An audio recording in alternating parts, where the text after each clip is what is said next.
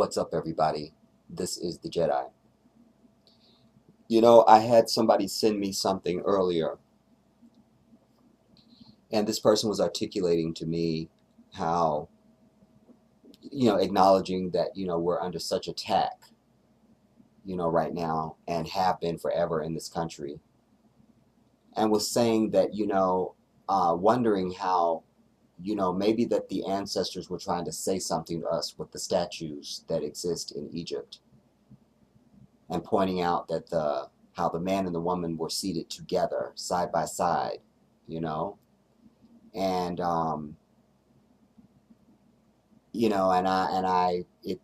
there was more to the quote, and it got me to thinking. And I want to say to you that I'm going to do a full video about the relationship between the black man and the black woman in this country, and just give you my take on where we're at and why we're there. But it got me also to thinking about just the overall idea of togetherness. You've heard me say in some of my other videos that the worst thing that ever happened to black people was integration after slavery. It's the worst thing. I even proclaimed that also. I proclaimed it in many of my videos, but I certainly proclaimed it in the one that I did about the Black Wall Street that existed in 1921 in Greenwood, Oklahoma. And I have said that the best thing that would happen to us now is that we could segregate, start self-segregating, start withdrawing from the society socially and economically, because we are living in an environment of a people that do not like us, will not like us, are jealous of us, are inferior to us, and now are arrogant about the fact that we're here. They can't stand us, you see. I want to begin now with a quote from Abraham Lincoln. A lot of us have a romantic idea of Abraham Lincoln, and we need to divorce ourselves of that, because he was just as much of a devil as all the rest of them. All right? But he had an idea that rings true now.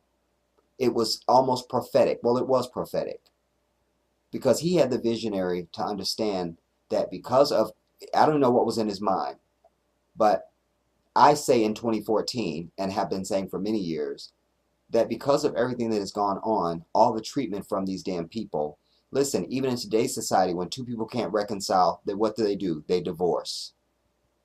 We're trying to stay in a relationship that does not work. Period.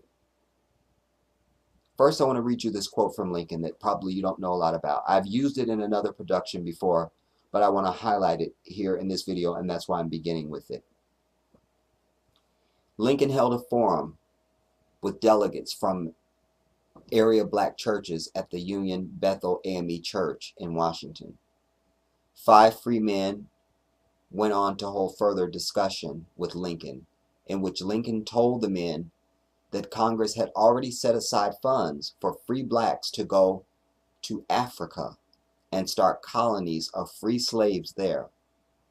Lincoln stated, quote, "You and we are different races." Listen very closely to this, everybody.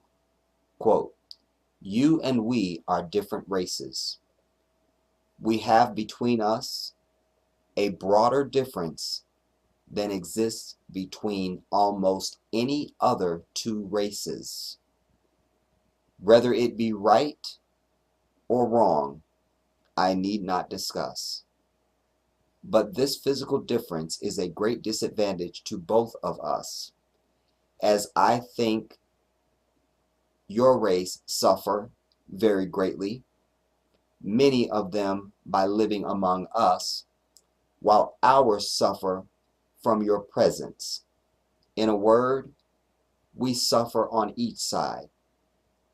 If this is admitted, it affords us a reason, at least, why we should be separated." End quote. Lincoln had the foresight there to say that, you know what, we're not going to get along. We're different. You guys always hear me preaching, we're not the same. We're not the same. We're not the same. God created us as human beings. Then that's it. You're different after that. That means you have 2 eyes and a nose and a mouth and an arm and a leg and all of it. And so do I. But that's the only thing we share in common. After that, we are different. And we've been played, psychological games have been played on us that, oh, we're the same. No, that's being forwarded to you by a person who knows he's inferior to you. And by saying, no, look, we're the same, he's seducing you away from acknowledging that you are greater than he. And he then doesn't have to feel inferior to you or feel like he's somehow associated with your greatness. Look, we're all the same. No, we are not. We are simply not. And Lincoln had that foresight in this piece, that we are different. And then on top of that, because of all the crap that we've done to you now, you need to just go on back to Africa because we're never going to get along. Your presence here, we suffer from your presence, he says, while ours suffer from your presence. They can't even stand inside of you. These great people, remember, they saw you in your original habitat of greatness, not running around in some bush with damn loincloth on. We were civilized.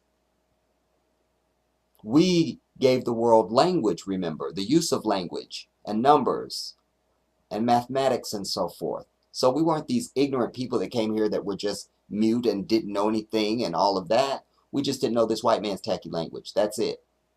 And we certainly didn't know his tacky ass religion. Now, Lincoln had that foresight. All right? So that's how I wanted to begin this video. Because I want to move into this idea that I've been saying we need to start killing these damn police in full scale. All right? But there's always been a blueprint that's been done before. Our struggle didn't just begin after Michael Brown got killed. We have a whole history of struggle in this country. And there have been those who have rose up before, in times before us, that have answered the call, that have done the work, that have made the sacrifice. You see? And so what prompted this also is because there's a group in Texas of black men who call themselves the Huey P. Newton Gun Club. And they're marching around with guns, open carry, echoing back to the Black Panther. But I wanted to open with that piece about our division. We're never going to get along with these people in this country. And you're going to have to make some hard choices within your soul. Are you going to try and stay in a relationship that should already have had several lawyers and a divorce? Or are you going to accept the fact that you've got at least one of the parties in the relationship that simply does not want to be married anymore and has not wanted to be married since they walked down the damn aisle? These people are never going to accept you. They've shown you that. They continue to show you that. They show it in every expression towards you, in their laws, in their policing, in their legislation, in their media. They are never going to accept you and get along with you. That is a fact. And year after year, decade after decade, it's been the same shit and it will be the same shit going forward. It will be. We've seen it. We just keep repeating history because we're not learning from it. You always hear me say, if you want something you never had before, you've got to do something you never did before. Period. We're forcing a relationship that is never going to work. I've said it a million times. I will continue to preach it. There are more of these people that hate you than like you. That is a fact. That they are in many ways just tolerating us. And I suggest to you that many of these racists that run around the internet, they represent at least the majority of them. We're in this thinking that, oh, it's just a few of them. It's just a few of them. Most of them. No, I don't believe that. That's not what my life has informed me. I'm sorry. This is one of the reasons why I proclaim that I am planning to move to the mother continent. Because I'm sick of living in a place where I'm not the majority. I'm sick of living in a place that's based on fantasy and fiction that is not reality. I'm sick of living in a place that is godless and has no soul. That has taken the soul out of my people with that Christian bullshit. The white man gave you that. It's just another, it's the same as giving you damn Ebola. It's to kill you. And I'm sick of it. And the things that I proclaim have been proclaimed on the earth before, long before I ever got to the earth. And so if I'm saying these same things in 2014, there must be validity to it. But there's nothing like when you have confirmation of your thoughts. It's nothing like that. It's when you have something and then you hear that back, you go, aha. It's like even when you teach a child something, or you teach anyone something, and then they echo that back to you, go, aha, they got it. It's just, or either they say something or you learn something or whatever. It's just rewarding. Like, okay, I'm on the right thinking. I've been saying forever that the worst thing that's ever happened to us was integration. That we need to be able to go on and do our own damn thing. Whatever that means. Do we need our own land? I don't know. But we need to disassociate and withdraw from this society, both socially and economically. And that requires us coming together as a people. We've got to weed out the ones that's in love with the enemy. Then you can't come with us. You take your ass on someplace. But the rest of us that want peace and serenity and oneness amongst our people, then we need to be moving in that direction. You see? So, but I came across a quote. I came across someone saying the same thing that I'm saying. Again, that feeling of reward. That said it long before I was even a sperm seed. All right? I want to go to that clip, and you will hear the same things that I say, just said many, many years before I came to the earth. I want to go to that, and I want to talk about it on the other side. Let's go. People are just tired and they're revolutionizing things and they want to be free. We've been in America under white domination, lynched, killed, raped, castrated, shot down daily, no justice in the courts, deprived of freedom, justice, and equality, and we just now want to be free. And we can't do it. We have found out that black and white are disagreeable in peace. They can't get along together. So we think we should just now quit fighting, quit being violent. Now that we're doctors, now that we're lawyers, now that we're mechanics, now that we're educated, we're not needed to pick cotton no more. You got millions of blacks been born every day in hospitals. There are no jobs. We think that we should now go on some land and build and construct and do for ourselves. That's all. Do you mean, in actual fact, that there should be separate parts of the United States only for Negroes and separate parts only for whites? Well, the Honorable Elijah Muhammad teaches us that we've been there 400 years fighting. We fought the Japanese, we fought the Germans, we fought the Koreans. If America went to war with Ireland tomorrow, the black people would be over here shooting you so fast. All the black people will be right here shooting you with the American flag. And we believe that since we've been fighting all of America's enemies, not our enemies, worked 400 years, 16 hours a day from sun up to sundown without a payday, that we should now be repaid. Don't give us nothing and give us or repay us. You got 50 states, then we make up 10% of the population, then divide off 10% of the land and let us build our own stores, make our own, grow our own food, make our own suits, and be like other people, and not always begging white people for houses, begging for jobs, begging for a seat in your restaurant. May I use your toilet? May I ride on your bus? Now that I'm grown and educated, now we're no longer slaves and we can't get along, just let me go and live by myself like other people. Ain't nothing wrong. Do you believe in the sort of separation of the races that they have in South Africa, what they call apartheid? Not from what I hear. I hear it's unequal. We believe in an equal separation, and we'll only fight in South Africa under the condition that the audience not coming to change their policies, not coming to talk about them. We've just been invited, otherwise we wouldn't go. And we might not still go, we don't know, but the audience have to be separate, which is the way this has got to be. But the black side has got to be equal to the white side in convenience and seating capacity and everything, and we'll fight on those conditions. But how will you feel if you go to South Africa and go into a white man's restaurant, if you should perhaps want to, and were refused it? Wouldn't this take you back to the old sort of Louisville situation all over again? No, I wouldn't. No, I mean, if a man didn't want me in his place, I'd just leave. I wouldn't want nobody to force themselves on me. And I wouldn't be looking for no trouble like that. My mind's too big for that. I don't want to be where nobody don't want me. I believe I'm the greatest. Well, what I want to be with somebody that's less than me. I'm the greatest. They should want to be with me. That's the way I look at it. Right. Elijah Muhammad has said something which perhaps a lot of us white people have misunderstood. perhaps you can explain it to me. He said that white men are devils. Yes. What does he mean by that? He means just what he said. The deeds and the works of the man. He says the American devils. The lynching, the killing, cutting the black people's private out, sticking it in the mouth is what they did to us. Got a book called 100 Years of Lynching written by white men. Taking black women who was 4 months pregnant, they took us for years and hung us up with the feet and stuck a dagger in the stomach and ripped it and pulled the unborn baby out just to put fear in other slaves. They tied up black people to horses and 2 horses and pulled his arms out and pulled his legs out. Lemonade trains with white children and white people of America used to come and watch them tie up 10 or 15 black men and pour gasoline on them and burn them, watch them burn alive. They took us and hung us up with trees and shot us with bullets. They took and cut a hand off and gave it to the little boy and they took the leg off.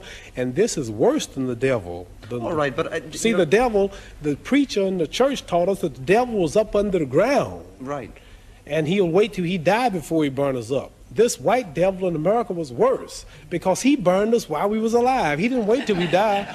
So what I'm trying to say is the deeds and the works. And I think this, if Elijah Muhammad can stand in America for 42 years before my little black self was born and say that the American white man is the devil, then the white man should get up and say you are a lie and carry him to court and say we are not the devil. Not one American, not one government official, one mayor, one senator, none of them will stand up and say that they are not devils and this man is lying. So what am I to do? Right. I believe it. Do you believe that every white man is a what devil? I'm saying to you is this. What I'm saying is this. Let's say we got one white fellow in America who has proved that he means right. Let's say we got another one. White people have died in demonstrations for black people. Now, here's the position I'm in. Here's 10,000 whites coming to kill me. And in those 10,000, or let's say here's 10,000 rattlesnakes coming to bite me. And in those 10,000, there was 1,000 that didn't mean no harm. And I knew there was a good 1,000 snakes out there, but they all look alike. Now, what should I do?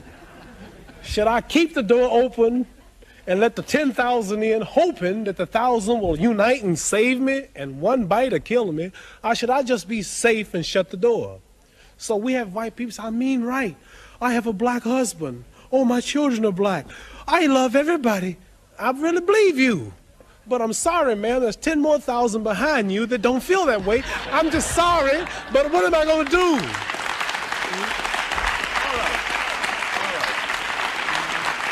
I like to say this, that I know, I'll bet my hand on my family's life now, that there's some whites that mean right and sorry that they're from this race. But there's so few until it don't really matter, until I can't forget all the lynching, all the depriving, all the murder, everything that's happened because there are two that mean right. Right, but don't see, when America dropped bombs on Vietnam, she drops them. Okay. Babies, boys, when she dropped the bomb on Japan, she dropped it. They don't say some innocent, they just said war. So when a person in Belfast leave a bomb, they don't say, well, there's a kid that's innocent in here. There's an old lady, she's blind. They just, boom, throw the bomb. So what I'm saying, not because they do, we have a problem. It's black and white. And maybe there's a few voices, I mean right, but there's so many that don't. So we have to look at the problem as a whole. I want to get that plain. I know there are whites that mean right.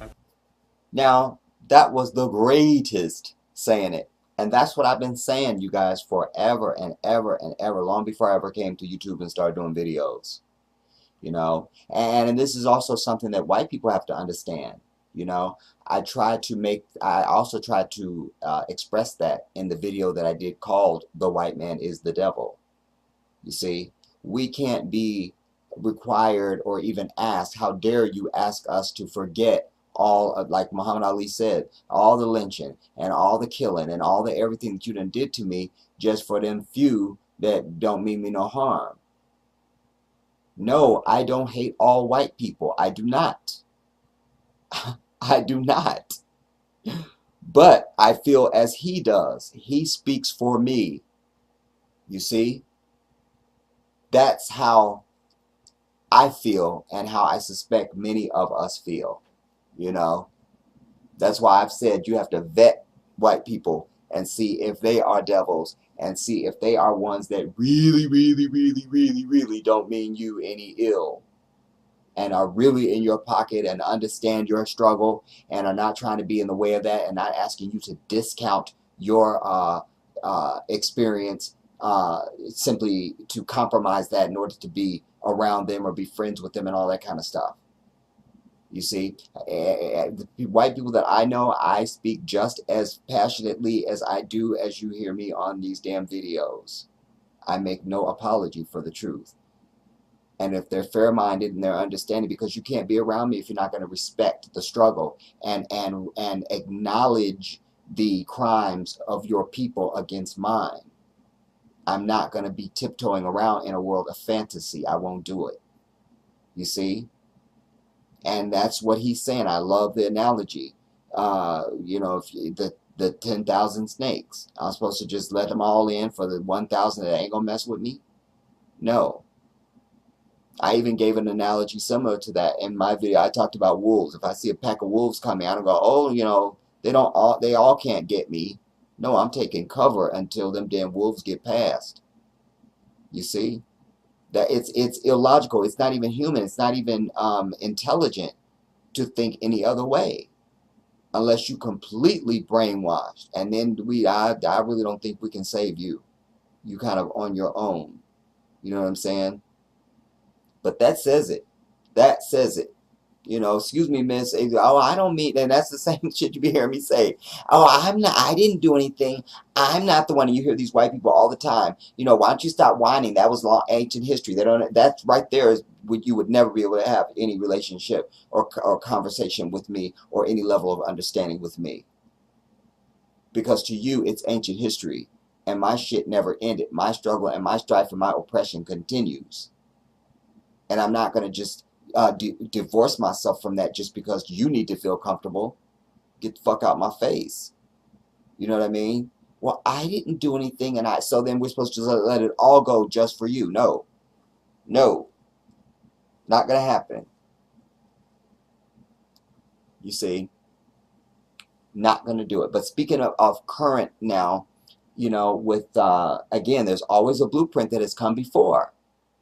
I played this next clip in another another video that I did recently, and I'm going to play it again because this speaks now to us defending our own damn communities, and I want to lead that into this group that I told you about at the beginning. All right, because that's going to change the whole way they start talking about, we want our gun rights. We want our gun rights. That shit is all going to change when a bunch of niggas start walking around exercising their Second Amendment rights. All right, and I'm going to tell you something about history has shown that. I'm going to tell you something about that happened with the Black Panther as well. But first, let's listen to Brother Malcolm because he can say it a lot better than I can. Don't scare Negroes today with no badge or no white skin or no white sheet or no white anything else. The police the same way. They put their club upside your head and then turn around and accuse you of attacking them. Every case of police brutality against a Negro follows the same pattern. They attack you, bust you all upside your mouth, and then take you to court and charge you with assault. What kind of democracy is that? What kind of freedom is that? What kind of social or political system is it when a black man has no voice in court, has nothing on his side other than what the white man chooses to give him? Our brothers and sisters, we have to put a stop to this. And it will never be stopped until we stop it ourselves. They attack the victim. And then the criminal who attacked the victim accuses the victim of attacking him. Yes, this is American justice. Yes, that's right. This is American democracy. And those of you who are familiar with it know that in America, democracy is hypocrisy. Right. Now, if I'm wrong, put me in jail. Now, just like in the case of Muhammad Ali, you heard Malcolm X speaking as if it were today. Everything that Muhammad Ali said, you could say that right now, and nobody would look at you crazy. Everything that Malcolm X just said is happening right now and has been ever since any of us have been alive. That's why I told you in previous videos, they never changed their shit.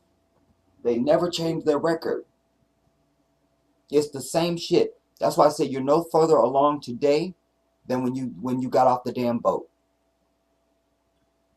All right? They've just got you in this illusion that somehow things have changed. That's why I tell you, when you look at this, you could easily understand that there are more of them, as I said in all my videos, there are more of them that hate you than like you. Period. The rest of them are putting up a fake front. Period. Muhammad Ali's words are true and accurate and valid right now on this day in 2014. And what Brother Malcolm just spoke there is valid and accurate on this day in 2014. Oh, look, he was going for a gun. Remember? It's the same shit. Oh, he was charging the officer. Look there. All right? Remember John Crawford? I just brought you guys a video about that recently. Another updated video, I'm sorry. Where we're watching the enhanced color video of the incident in real time. And we're listening to the devil's lie. Because the recording is taken at a time when they didn't know that there was a videotape already. It's the same shit. They abuse you and claim that you're the abuser. He could give that speech right now. Right now. But alas, as I said when I began this video, now you have a group that is that's exercising their Second Amendment rights. And they happen to be brothers. All right? You know, white folks have been clamoring for their... Remember, they even got upset with Obama when he said that, you know, when times get hard, people clamor for their guns, you know, remember when he was first running for president. And he got a lot of backlash for that. You don't tell white people about their guns. And don't you have one. Okay? But all that will change once we start exercising our Second Amendment right. That's what I've been telling you guys in previous videos. Black people, stop buying damn Michael Jordan tennis shoes. Stop buying $800 hair to go in your damn hair. And all that kind of nonsense. Go and invest in you some guns. All of us don't have no damn felonies and records and shit. You can go and buy you the most expensive gun that you can afford. Now is the time to be armed. And go and start taking you some shooting classes. Find out where you can go and take you some shooting classes and some shooting range and stuff like that and learn how to use your damn weapons. Not for Ray Ray and Keywan them, all right, but for these devils that keep abusing us. Because and I told you earlier, I was going to tell you. First, let me say, but for these devils that keep abusing you. End of sentence. I told you earlier, I was going to tell you there's history to show this. That once your ass start carrying guns and exercising your Second Amendment right, oh, all the lines change. All the laws change. All the laws change. You see? They changed this shit right in the middle of the road for your black ass. Oh, no, not you, black bitch. Not you. No. You see? They did that. California used to have an open and carry law back in the 60s or 50s and 60s or whatever it was. Or they'd had it for many, many decades, actually. Many decades, they had an open and carry law. But when the panther came on the scene and started exercising, when they educated themselves and said, wait a minute, man, we can actually be carrying our damn rifles around and following these pigs around every time the police would stop somebody, the Black Panther would show up on the damn scene. All right, to monitor your ass. Standing there with AR-15s and all that shit. They were stacked. All right, in they black leather with them berets and looking like soldiers. Kings. You see? Oh, they had to do away with that law now. Oh, there's no more open carry in California. Black Panther did that. And I suggest to you the same shit will happen today if we start exercising our damn rights. You see? Buy you some guns, black people. Now I want to bring you this first report of these brothers, this Huey P. Newton gun club. All right? And I've got a series of stories that I want to bring you on this. I'm going to try and keep the video kind of short, you guys, but as you know, I always say I just let it be organic. All right? I don't put time frames on knowledge and truth. I just simply, we can't do that. We simply can't do that because the value is greater than the sacrifice. All right? The value is greater than the sacrifice itself. All right? So we're going to look at this first. We're going to look at this first report, and then we'll talk about this on the other side as well. Marching with guns and waving flags. Today, a rally in Dallas intended to turn heads. The Huey P. Newton Gun Club organized this protest, demanding an end to police brutality. There is no denying what's happening in Ferguson, Missouri is top of mind here. Our Robbie Owens was there for today's rally, and she joins us now live. Robbie. Well, Karen, even the protesters here today acknowledge that this march was not just about the open carry of weapons, but what they call police departments around the country waging war on the communities they're supposed to protect. In some regards, it was a provocative and potentially dangerous mixed message. Protesters armed with assault rifles simultaneously calling for an end to police shootings while also advocating self-defense. We want to be proactive. Black people have a right to self-defense and self-determination. Calling themselves the Huey P. Newton Gun Club after one of the founding members of the Black Panther Party, protesters marched through South Dallas and even stopped in a local eatery for drinks and pictures. But the disturbing pictures coming from Ferguson, Missouri, in the wake of the fatal police shooting of an unarmed black teen, should be a wake-up call, protesters say, for North Texas. If they don't get these killer cops and corrupt cops under control, what happened in Ferguson going to be nationwide. Fortunately, it takes things like this. If the protesters and what happened in Missouri hadn't have happened, then you wouldn't have the Attorney General and all these people, the FBI and the federal people looking at this situation where they normally would have ignored it. A Masterpiece Pizza. But at Blackjack Pizza, a South Dallas institution, Ronald Jones is more worried about the murders that are ignored close to home. Like the killing in Oak Cliff the other day, 16-year-old got killed.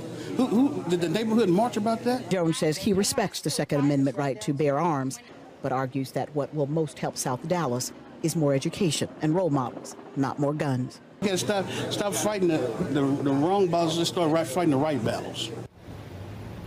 Meanwhile, organizers of today's protest say this will just be the first. Reporting live along MLK Boulevard in South Dallas, Robbie Owens, CBS 11 News.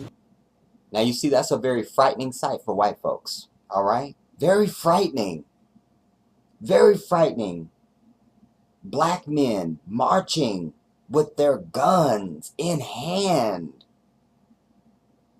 See, because then it calls up that fear, you see, that they've gotten too comfortable with now. I keep telling you guys, they're not afraid of your ass now. You have to reinstill fear in their ass. When they fear you, they respect you. All right? And personally, I don't care if you don't respect me. If you can't respect me, then you're going to fear me. Either way, I'm going to get my respect. I'm going to get it through because you respect me, or I'm going to get it through fear. All right? I'm not just going to lay over and roll over. You see, but that's a very frightening sight for them. You notice they even use the word a provocative sight. You see, you don't hear that when you see the white rallies and they, out there waving their flags and people are driving by tooting their horn at them and all that and supporting the white way. All right, but your black ass with a gun, you see what I'm saying? Oh, they can't take that. They cannot take that. They can't take it. Can't take it. Now, I want to go to a clip of from the Young Turks where they Cenk Unger always gets it right. You see, actually, they whole panel. I just like the way that they think. You know, at least 99.9% of the time, and they're expressing that same sentiment. You see what I'm saying? Of what it would be like for white people if black folks really did start exercising their Second Amendment right. Like I say, they always make it seem like we got all these guns in our neighborhood and we're so dangerous and all that. All right? But we don't see nobody. Otherwise, you would see a bunch of brothers firing on their ass down there in Ferguson when they was shooting tear gas and smoke bombs and everything at us. It's not true. Are there guns in our community? Absolutely. You know? But I believe that it's probably not at the rate that it probably once was when they started putting guns in our neighborhood. And then I guess that would probably change based on what, municipality and state you live in. One could argue they probably still dropping off guns in damn Detroit, and stuff like that. So, it just depends. All right. But I want to go to this clip and then so that you can see what I'm talking about. All right. Let's go to that. This has been the year of the open carry demonstration. Groups of almost always men and almost always white men demonstrating their rights, their abilities under the Second Amendment to carry around handguns and even long guns, rifles, semi-automatic weapons, and things like that. And we've been expecting here at the Young Turks that eventually it's not going to be a total whitewashed sort of thing, and there will be black open carry demonstrators. That has now actually happened. In Texas just yesterday, the Huey P. Newton Gun Club demonstrated openly carrying weapons and calling for justice in the recent deaths of police shooting down African Americans. You're seeing here some of the tweets. This is from the actual gun club's Twitter account. They have also started a hashtag Black Open Carry that many people are tweeting about.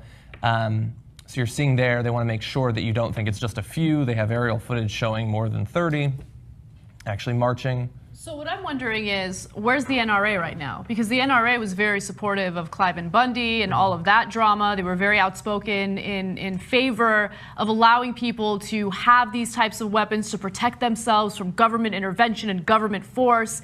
Where was the NRA when the Ferguson protesters had to deal with police brutality? Were they in favor of those protesters doing open carry, having weapons on them? They've been very, very quiet. It's a little curious, no? They should be ecstatic at these turn of events. Here are good Texans with their openly carrying their weapons. No, those are black guys.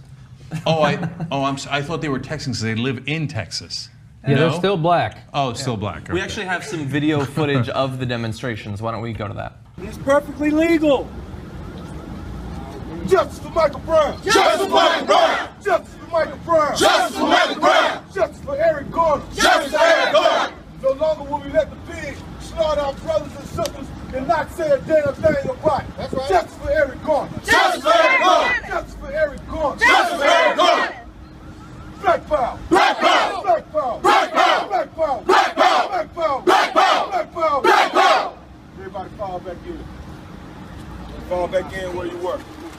Justice for Bobby Johnson. Justice for Bobby Johnson. Justice for Bobby Johnson. Justice for Bobby Johnson. After the second Black Power, you might have heard a weird noise in the background. That was Sean Hannity's skull exploding.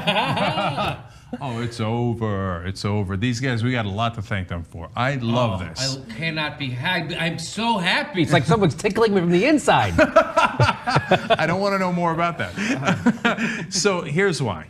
Do I want these guys walking around with guns? I don't want anybody walking around with guns. But this is going to lead to gun control. Okay, so they have already begun, and it's over. Like, as soon as I heard him chanting Black Power, I was like, oh, finally, gun control. Okay, because now there's 1, there will be 3, then there will be 7, and when it hits 11 different black gun clubs across the country, I guarantee you write this down in stone. Congress all of a sudden is going to reconsider gun control. They say, you know what? It seems like now we're in the right atmosphere. Now we're in the right political context. And they'll say it's for some other reason, et cetera, et cetera. Oh, but gun control is coming. Black people of America, thank you. It kind of reminds me of drug prohibition in the country, right? When it comes to very specific drugs that are used by very specific minorities, all of a sudden the government gets together and they start criminalizing people who have possession of those drugs. That way you could put those minorities behind bars. Happened with Mexicans, happened with the Chinese. It happens, right? And this is a similar case if it plays out the way that Cenk mentioned, which I'm guessing it would. However, I will say the NRA is supportive of putting guns in the hands of terrorists. Anyone who is on the terrorist watch list, the NRA believes that those individuals have the ability or should have the right to carry weapons. So I don't know. I mean, I'm curious to see how they come out on this. No. Look, I don't think the NRA is going to be their biggest problem. I think the NRA secretly is like, oh, more black people carrying guns, that'll lead to more white people carrying guns, right? And more gun sales overall. So they don't mind this, right? But white Republican politicians, white Republican voters. I'm keeping it real, and I could be wrong. We'll see, right? I put out a prediction out there. We'll see what happens. But those Republican politicians, oh, their skin just crawled. Their white skin just crawled. They're like, whoa, whoa, no, no, no, no, no, no, no. Yeah, I know I get a lot of money from the NRA. I know how powerful the NRA is. They probably don't mind this. I mind this, right? They're chanting Black Power, carrying AR-15s. Yeah, Rick Perry is watching that thinking, they look horrifying and very manly. But can I make my prediction what will happen? Yeah, They will. sure, yeah. This will not lead to gun control. What this is going to lead to is just like what it led to before when black people armed themselves in the 60s, the Black Panthers, and they started to take care of their own communities. And they started to give kids food and lunches and breakfasts and teach kids and stuff. And white man couldn't have that. So what they did was they just started shooting them. So that's also a possibility. Yeah, with the Black Panthers, and they said, "Oh no, they shot at us first." And so that's what's going to happen with these black open carry. They're going to go to wherever their gun club is, and they're going to shoot them. They're going to the cops will show up, and they'll go, "Oh, they shot at us," and then we had to shoot them. And that's what's going to happen to black gun clubs. The cops will shoot them. Well, that's scary, and I hope that's not the case, obviously. That's my prediction. We'll see. I've been right so far. Well, I hear you on that about the cops, right? But I will say this. Look, they say, number one, a lot, and they have numbers, over 70 unarmed black men have been killed in X number of years, and they say, they say no indictments. Actually, there was 3 convictions of all the unarmed black men killed in a certain stretch of time. Somebody just did an analysis, so that 3 cop convictions, that's it, okay? Out of 21 cases that they studied, let alone the other 70. Okay, so they're saying self-defense. Now, all the gun rights people say self-defense. That's why I need my gun. The second thing is they say this is state-sponsored police terrorism. We're worried about the government. Boom, that's what the Second Amendment's for, right? To protect you against the government. So if you're a Second Amendment advocate, you should love these guys. You should say self-defense against the tyranny of the government. These are my homeboys. Now let's see if the Tea Party groups, et cetera, the gun rights guys on the ground say that. The gun manufacturers might love it, but the guys on the ground?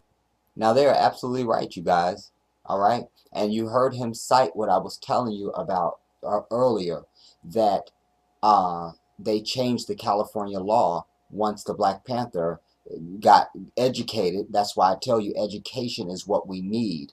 All right, not that bullshit Christopher Columbus discovered America and all that bullshit. I'm talking about stuff that is applicable to your real life as it relates to your black struggle in this white society. That is the supreme education that is needed by our people. All right, that is the supreme education that is desperately needed.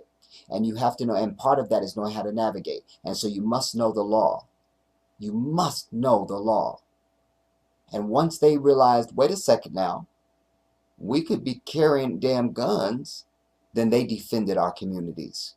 Where's our equivalent of that now? Where?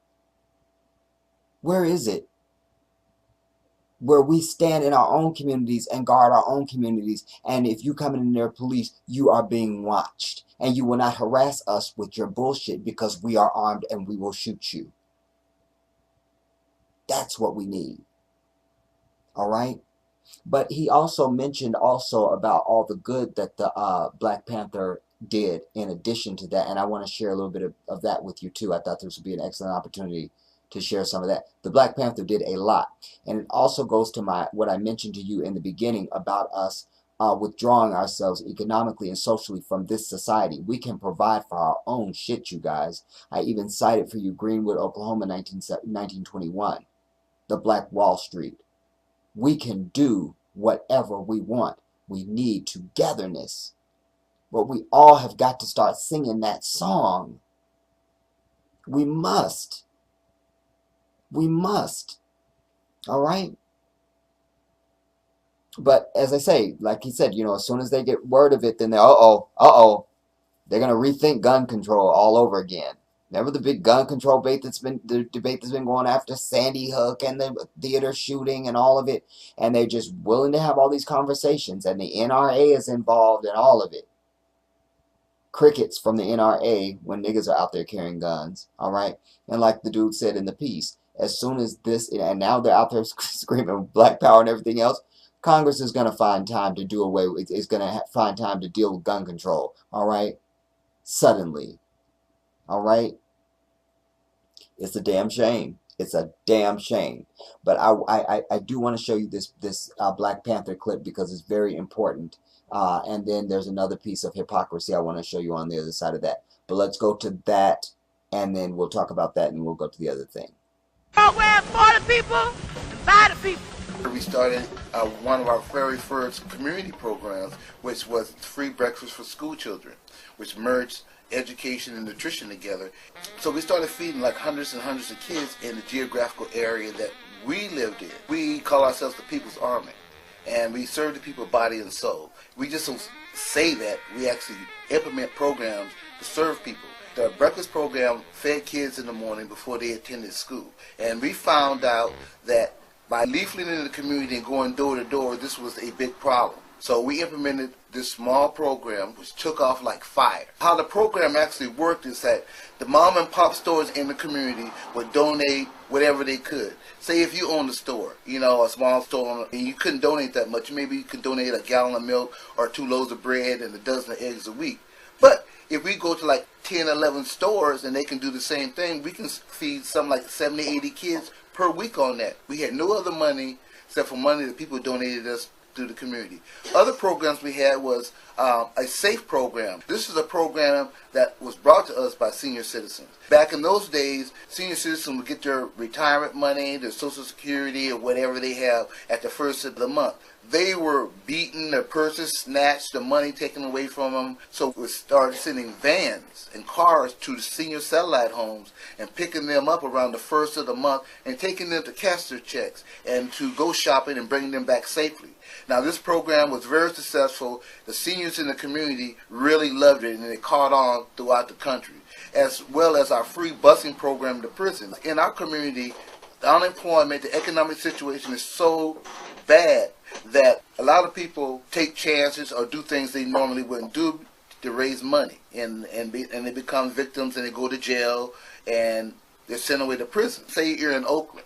That don't mean that you're going to be in jail in Oakland. They might ship you across the state or 100 miles away, and you know, a lot of times people don't have transportation to get to those locations. So as an effort to keep the family together, you know, we provided a free busing program where people can get on this bus. Say we were going to San Quentin that particular week, people could get on that bus and ride, and all we would do is ask for donations.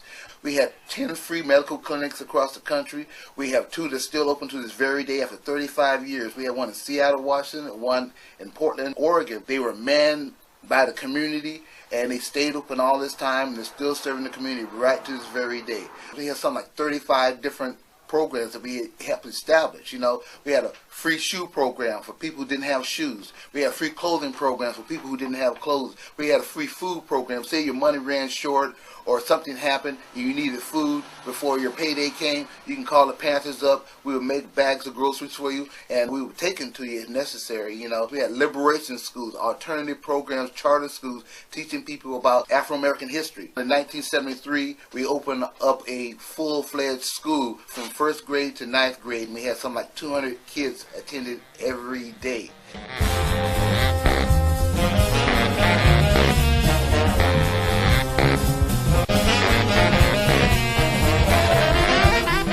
Our social programs were like a guideline of things that could be done, because we didn't get money from foundations. We didn't get money from the government to start these programs. These programs were started with tender love and care for the community, and by people seeing that, they participated in that. They would come by our office and maybe give us $5. So people can look into the past and say, this is what the Panthers did. They did it without any support. We can do this. Even though resources have been cut off, unemployment is going to be rampant or is rampant, there's still things that can be done in the community. It's an example of what can be done when people unify on a grassroots level to achieve their goals.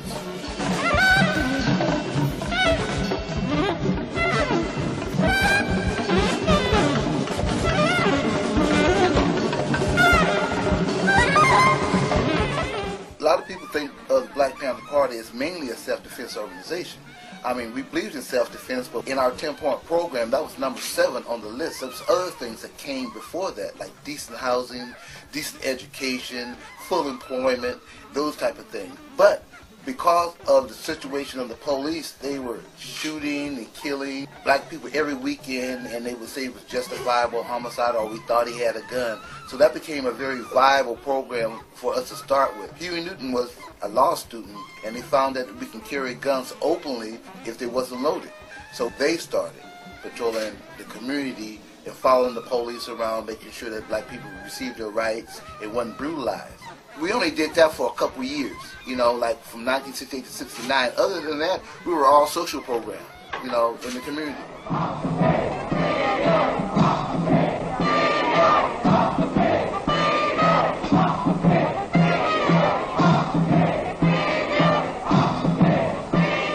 The traditional thing is to attack the leadership. So for one, they had Huey Newton in jail. Two, they had Bobby Seale going to jail for different charges. Like in Chicago, 1968, they said he was in conspiracy to stop the Democratic Convention. Then later on, they had him on murder charges up in New Haven. Then the Eldridge Cleaver, they were trying to railroad him. But see, in the Black Panther Party, we're taught to organize. We are taught that one Panther equals 100 enemy. The leadership provides guidance, but any Panther can organize. You can drop us anywhere and we can organize. So they were afraid of a threat like that. So what they started doing is wholesale attacking our offices, arresting large amounts of Panthers, and sending us to court.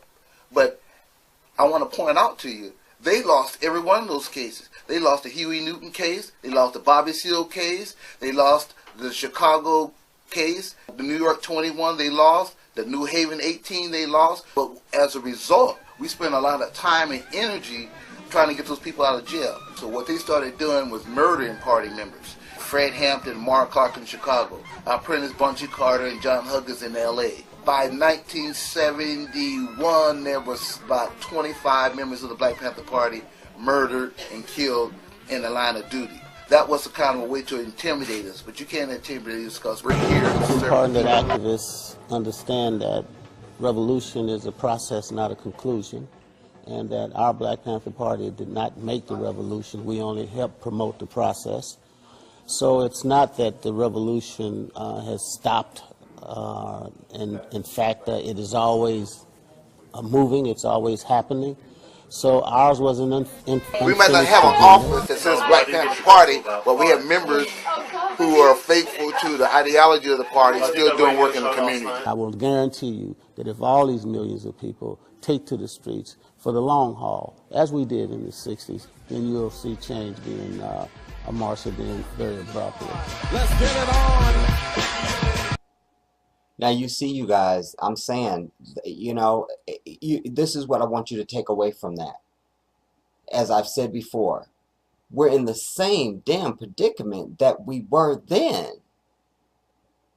Ain't shit changed. You see? That's the blueprint. That's what you do. We don't need nobody. We can do our own shit. Did you see all them damn programs? They took care. Everything. They even had buses that'll take you to see your man in the damn joint. You know what I mean? They had the free prison bus and all of it. We can do whatever we want. We do not need these damn white people. I'm telling you. I'm telling you. It's going to take sacrifice. It's going to take determination and passion. If you want something you never had before, you must do something you never did before. There's nothing that they outlined in this damn piece that we can't implement now. And we could even do it better because we have technology. All right? We could expedite things a lot faster. And this could be a model in black communities all across this damn nation. But you heard the part where he said, if you had like a five and dime store or a little mom and pop store or something like that, then you donated this, you donated that. Well, our damn country, our damn communities are overrun by these goddamn Arabs and goddamn Chinese and shit. But that's okay. You see? When you have the power of the people sticking together, then you go to the local market and you, first of all, you get them goddamn black churches that ain't doing but a goddamn thing but sucking up your damn money. Y'all know how much I hate them damn black churches because they're not doing a damn thing for us but sucking the blood out of our damn people. I'm not going up right now. I'm not going up. But what I was going to say is that you put pressure on them because they have these damn brainwashed people under their damn attention every damn Sunday, at least. And if any responsible pastor would start activism for his people and say, now look, y'all, you don't go down there to that Chinaman store. We're not doing that this month. Saints and all that other mess they be calling y'all in them damn churches. We're not doing that this month, all right? Because we, the clergy now, are going to go to the damn Chinaman store and say, look, the people aren't coming here to do business if you can't donate X, Y, and Z to our cause. You see what I'm saying? The power is right in front of us. It's like you got a $100 bill in your pocket that you did not even exercising, and you come up to me asking me for money. I'm just trying to show you that you do have the $100 bill in your pocket. I'm here to say, wait, little man, reach in your damn back pocket. Oh, damn, I got $100. I didn't know I had it. We have power now. That's what's most frustrating about this whole thing for me, is because, oh man, wallahi, if I had media access, if I was anybody that y'all idolize out there, any damn celebrity, that's what I would be saying when I step to the mic. Not, I want to thank everybody, and no, fuck that. I don't want to thank nobody. Here, I have a message for my people. It's the only reason to be famous and have money.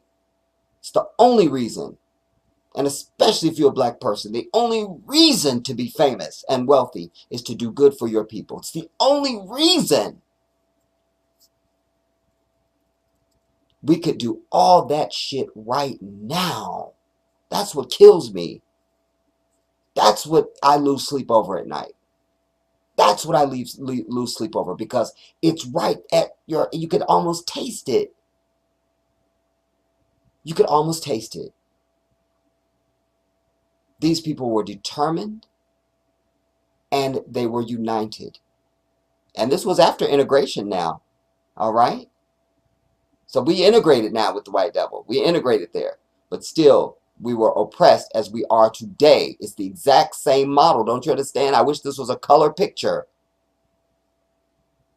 I wish it was a color picture, because for today's generation, they don't understand there was ever such thing as black and white television. So an image like this is distant and otherly to them. Me and my dad talked about this long before he passed away.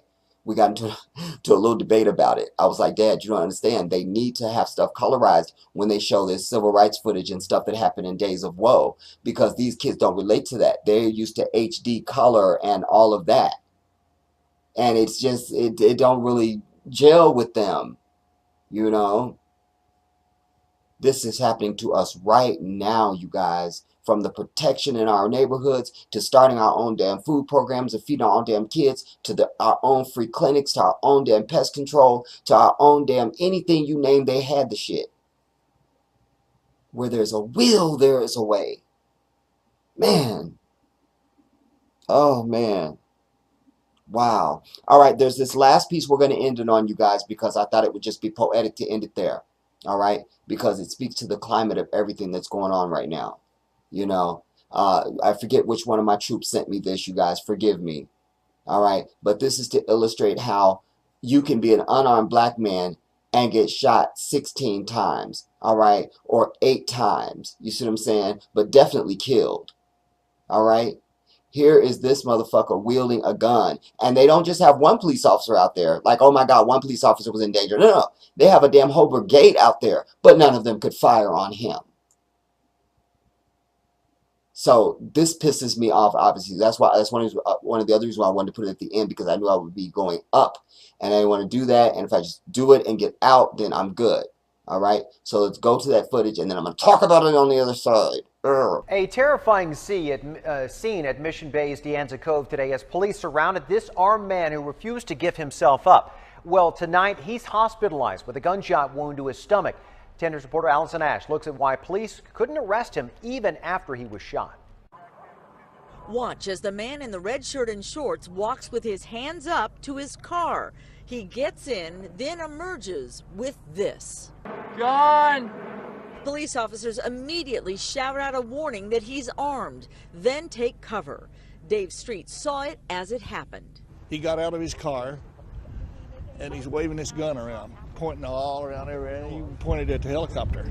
Okay, so then boom, was shot from the rifle. The man went down, and for more than a half hour, police tried to convince him to move away from the gun. And they couldn't approach him after they had him down because he still had the gun. Finally, he got up from a seated position and walked to the shade of a nearby tree. Police slowly moved in and took him into custody, later telling reporters they'd been summoned to De Anza Cove by a caller who said the man had a weapon and wanted to kill himself. Are you basically saying this guy was trying to commit suicide by cop? No, I'm not saying that at all. I'm saying that he basically rushed towards the officers with his weapon out, and the officer took action. And do you know whether that gun was loaded? Not at this point, no. People who live in the nearby De Anza Cove mobile home park say he's a local. I understand he is on the first row somewhere and had trouble with the office. But nothing like the trouble here in the park, a place that was filled with people on this warm summer's day.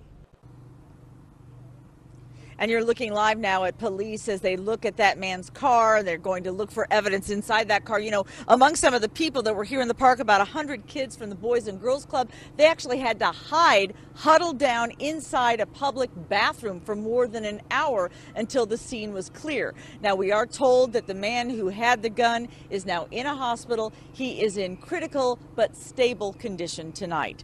We're live in Mission Bay. Allison Ash, 10 News. So let me understand this now. Remember Huey Powell, the second brother that was shot out there in St. Louis after Michael Brown's murder, that stole the 2 energy drinks and was out there? They claimed he was waving a knife. And you had 2 of these devils that showed up. They were behind the cover of their door. All right. They get out and start barking orders, and then they open fire on them, both of them. Both of them claim they were in fear of their life. But this fat walrus can wander around out there in broad daylight, waving his gun at the helicopter and at people all around, and he's waving it at everything. And pointing his gun at the officer, a gun, loaded or not. He gets 1 shot to the belly. And then they almost insinuated in that when you said, so are you saying he wanted to die by cop? So they're almost insinuating that if you want to die, they're not going to kill you.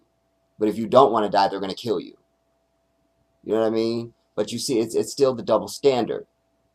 If that had been a black man out there, he would have been shot. Every single damn one of them whole brigade of damn officers you saw would have opened fire on his ass. They would have all claimed they were in danger for their life over one goddamn dude with a gun. All right, he can't shoot all of you at the same damn time, you know, but it's more of the double standard, you see. But it goes to the overall thing that I was trying to present in this piece, and that is that we live in a society that has these double standards because all their laws are written against you. All right, they have a different standard of justice for them and one for you, us and them, us and them. All right. They are never going to be fair about anything in this goddamn society because they have this sick need to feel superior even though they are not. It is time that we as a people find a way to come together. We got to. We got to. Because if we can't be together, we can't get a goddamn thing done. We must be united. And then we can start enacting the liberation of our communities all across this damn nation, where we don't need their ass for shit, where we organize the same way the damn Black Panther organized. And you heard the Black Panther in that piece. They were saying they wasn't getting no help from the damn government. There was no grants and stuff coming in and aid. No. It was just tender loving care. That's what it was about. You my brother man, I'm your brother man. You my sister girl, I'm your sister girl. And we work together and get it done. There's nothing that has changed other than our damn attitudes. That's it. Nothing else has changed. There's nothing that prevents us from doing exactly those things right now. Absolutely nothing. You see? Nothing. Anyways, I hope you learned something in this piece, you guys. You know, that's my objective with every damn video that I put out. I don't want you to just learn. I want you to be inspired now to act. I want you to be in that same frame of mind of anxious to do something, to be a part of something, to act. I want you to go and watch the video that I did called UNITY. All right? I have a red shirt on in that video. It's UNITY. I literally spaced the letters out and put dots between them. And I lay out a whole plan of what my vision is. How we could start an organization right now. We don't have to have no leader or nothing like that. You see what I'm saying? And okay, it's my idea, but I'm not all hell-bent on I must be at the forefront. I'm happy to follow. I just want this to be something that we possess and that is ours and that we affect and enact. And I'm laying out a whole plan in there of how we get this organization going. We can put the NAACP and the ACLU and everybody else to shame. It's doable. It's doable. All we need is the will to do it. And I'm asking you, all right? Like I said, I want you to just watch it and be educated. Okay, you learned something. That's half the battle. All right? But I want you to start getting into that frame of mind where you are ready to do something now. That you're ready to be a part of the cause of liberation and elevation of our people. You heard Muhammad Ali. He described the same situation. If you didn't see it was him on the screen, and if it was just a black screen and you heard him talking and you didn't know it was Muhammad Ali, you know him from Adam, and you heard him describing the situation, you would think this is right now today. He talked about how they don't want us, you abuse us, and you abuse police brutality, and so on and so on. Go back and watch that part of this video. It's all right now. Right now. And then go back and watch the clip again of Malcolm X. Again, if you didn't know it was Malcolm, you didn't know what time they was talking about anything, you'd be like, that's right now. He must be talking about Ferguson. Must be talking about Ferguson. I say that to illustrate to you that since those men have come to earth and died, and Muhammad Ali, I just saw an article yesterday that, they're saying he's, it could be any day now. His health is really kind of going down. But since those men have come to earth and lived their entire lifetime and died nearly, nothing has changed. What they describe is right now. The same shit. Do you see that? If you see that, I've met part of my objective in this video. The writing is on the wall, black people. It's on the wall. It's on the wall. It's written in neon. They have not changed. There are still more of them that don't like you than do like you. Their laws that governed when Muhammad Ali was speaking and when Malcolm was speaking are the same shit now. The same culture of policing that existed when those men were speaking still exists right now. The conditions that they showed that the people were in when you saw the clips from the Black Panther and how they described the degraded condition of the black communities. Our communities are still like that today. Nothing has changed. So what, Obama's in the White House? That is one man who was successful at his endeavor and became president. And while we're very grateful and it's a beautiful thing to watch, alas, at the end of the day, for all intents and purposes, it really means nothing for us as a people. You see? Yes, any laws that he passes or whatever affects all of the United States. So if something that affects us that's good, then okay, we count that as a benefit. But it wasn't directly targeted for us. We're never going to have that. until the one comes along who is able to become president, who is in the same mind frame of thinking that I am and that many of you are, that says, no, now I made it, and now it's going to be some shit. Okay, first order of business, liberate my people. This is what it's going to take. But until that day comes, it is up to us to look to one another for our liberation and our salvation. We are the ones that we are waiting for, and we're sitting around doing nothing but studying division of one another. We've got to get over that. We are the most simple-minded damn people ever. And yet, we come from the most advanced people, the first people, the very first people to put together societies and civilization and all of it. And we don't do them proud at all with our day-to-day existence. We can't even be united on the smallest things. We're looking to just tear each other down for no damn reason other than to feed our own sick egos. You've got to look within inside yourself. I quote Michael Jackson, if you want to make the world a better place, take a look at yourself and then make a change. You must.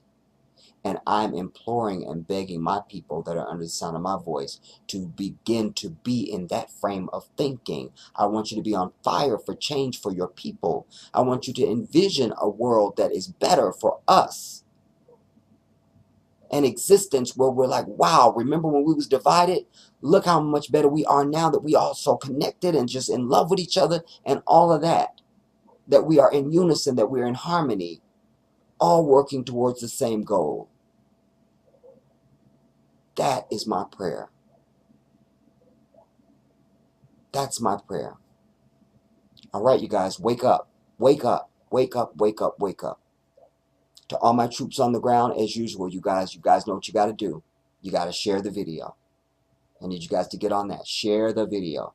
Anyone under the sound of my voice has not joined the troops, I'd love for you to hit that red subscribe button and join our efforts here on my channel. I thank you in advance. This is the Jedi.